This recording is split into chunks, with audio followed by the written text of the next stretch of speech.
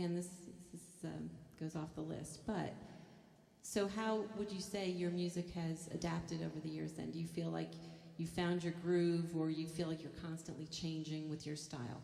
Oh, I'm constantly changing.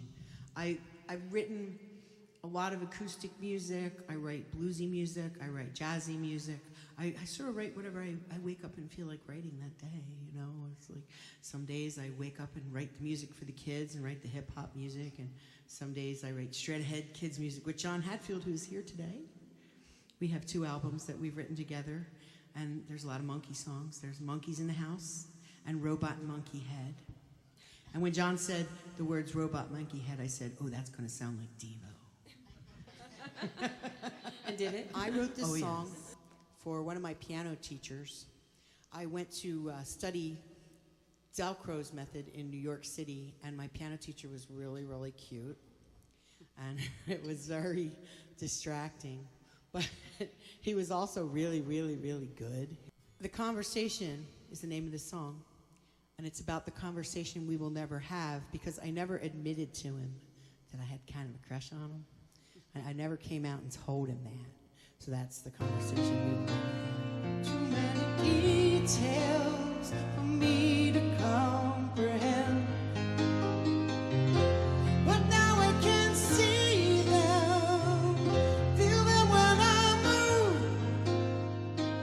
I used to hide in the garden when I couldn't face the truth. Now I can't go back to yesterday. I've seen the imperfections, now they won't go away. If I could go back, there's a few words I might add to the conversation we will never have. Any influences that inspired you to start writing? I'm trying to think.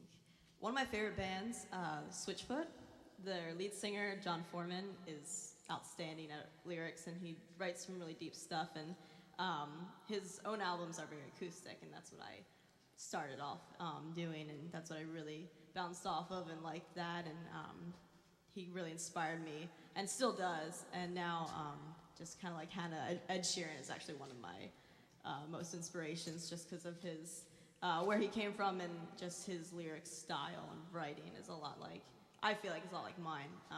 Kind of take simple things and make it into a song, so. It's very contemporary.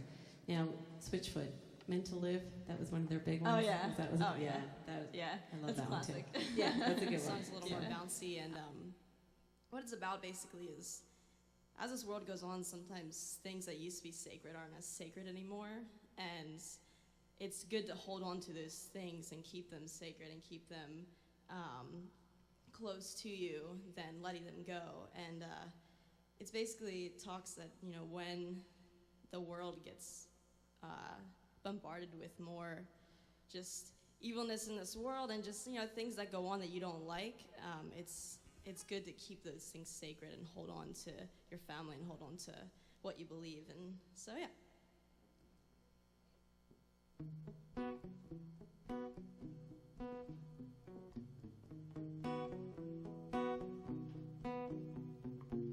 He never landed in an unfamiliar place. He always returned to what he couldn't replace. Was his girl, a girl that changed his world.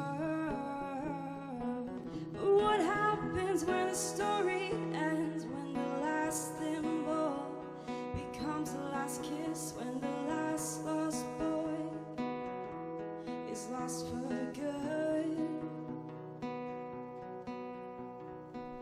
When the last crocodile steals our time, when we lose our last piece of our mind, will we put our faith in what we must? Or will we put faith in trust and pixie Is there anything that you dust? want to add about your music, how it makes you feel, or what you want to achieve with your gift? Well, I just kind of want people to have their own interpretation of my songs and just kind of get something out of that and be able to relate to Okay, what I sing. this is my second original, and it's called Without You. And it's pretty straightforward, I think. It's just about kind of not wanting to lose someone that you care about and not wanting to be without them.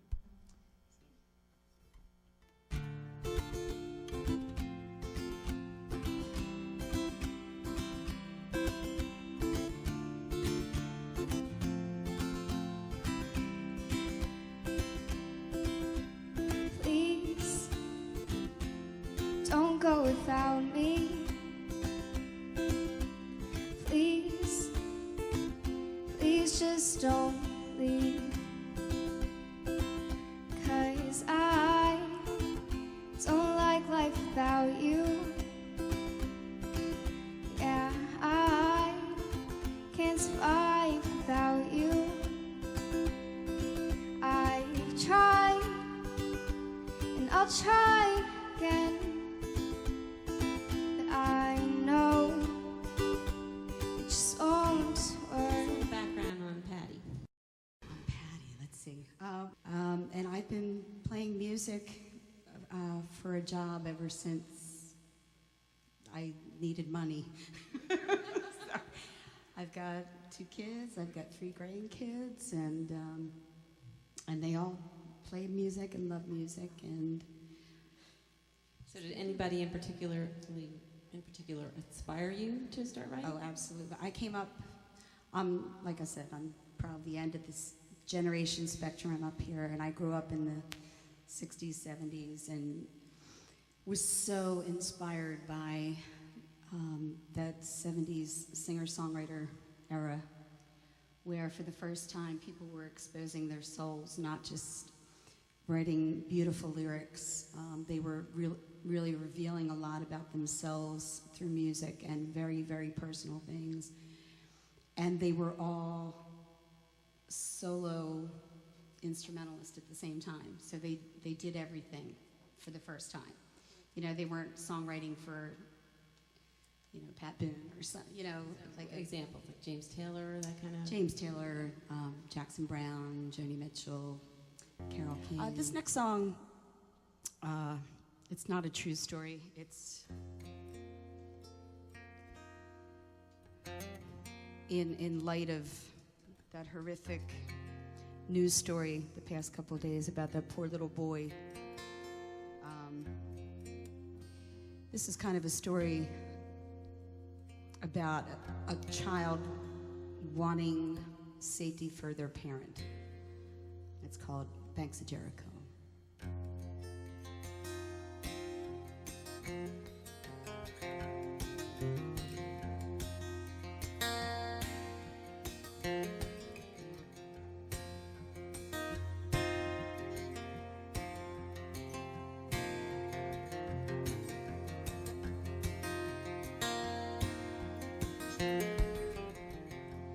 Like you walk to the sound cry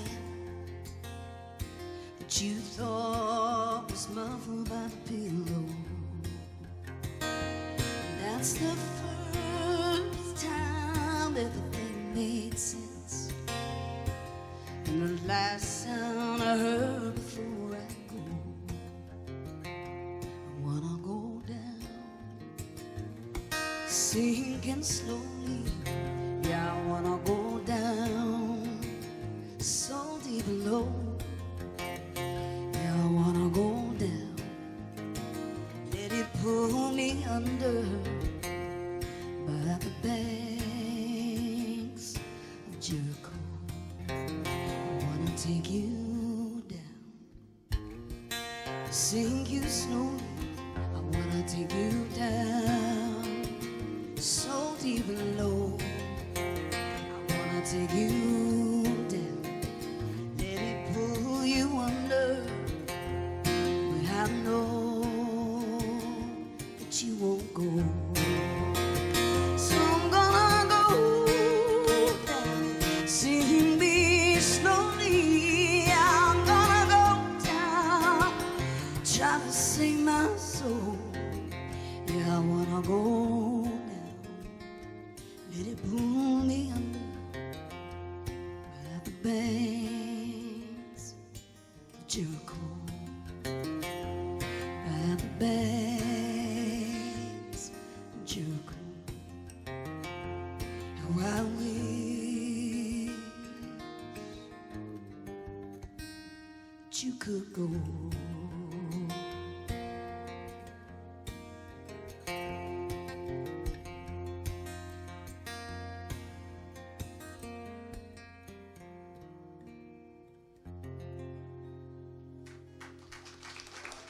Thanks so much.